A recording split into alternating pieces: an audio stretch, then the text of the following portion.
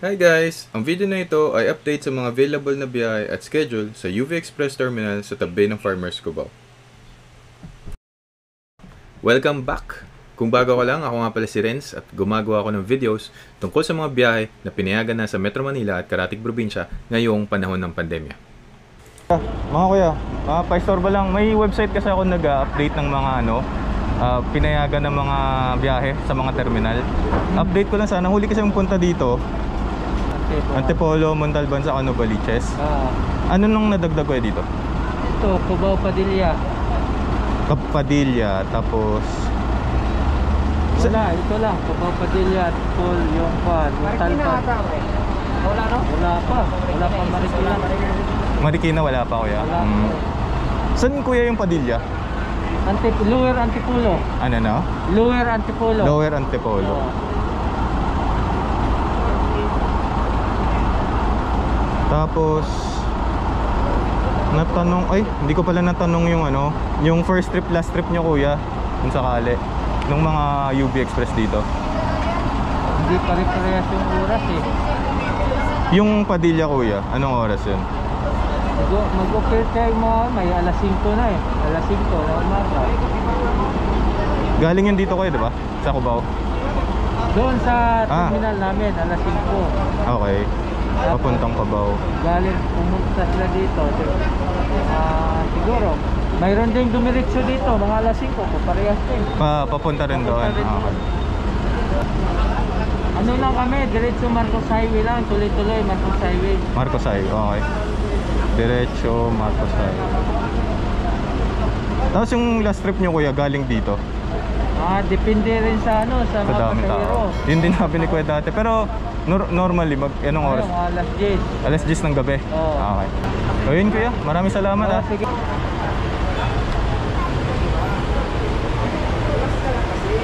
Wala pang tao sa lumi.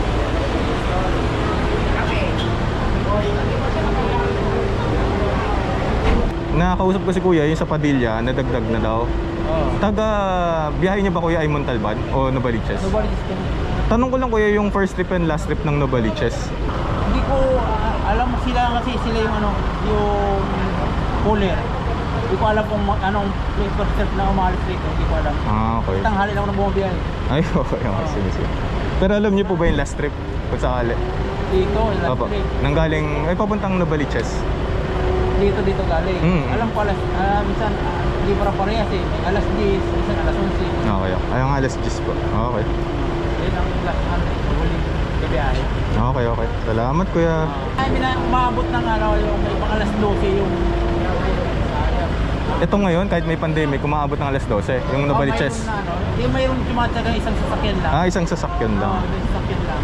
Umabot ng alas 12. Tsaga, isang sasakyan. Tumatsaga siya, nagpupuno siya ng pasahero. Okay. Nagtatsaga lang isa lang isang yun Oo.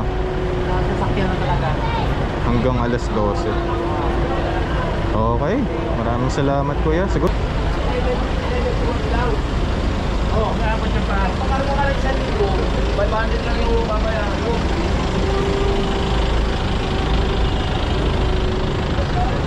Kaya, pa-istorbo lang. May website kasi ako naglilista ng mga mga pinayagan ng biyahe sa mga terminal. Nung huli kong punta dito, may nakausap din akong taga dito na ang pinayagan lang Antipolo, Montalban sa Canova. Ngayon, may nakausap ako doon, may Padilla na daw. Hindi, natanong ko na siya doon, meron na daw. Tatanong ko lang kuya, kung anong first trip, last trip ng Montalban, kung alam mo. Dito? Oo, galing dito. Mga last trip. Yung last trip kuya.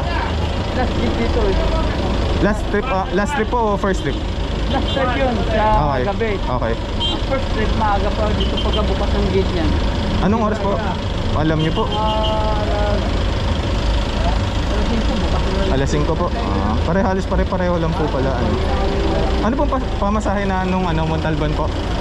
Sila yun saan galing dito? 50 po. 50 pesos 50 galing pesos. dito. Okay. Biyahe kayo ng 24, 25 saka 31 sa baba.